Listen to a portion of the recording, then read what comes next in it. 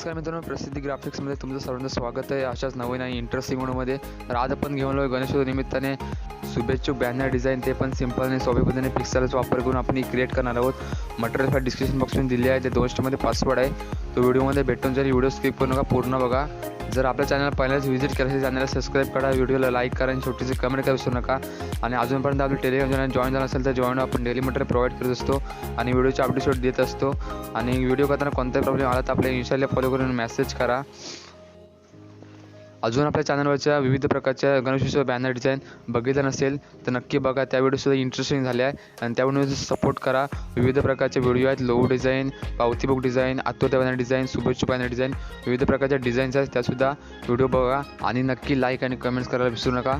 चला तर मी व्हिडिओ सुरुवात करूया.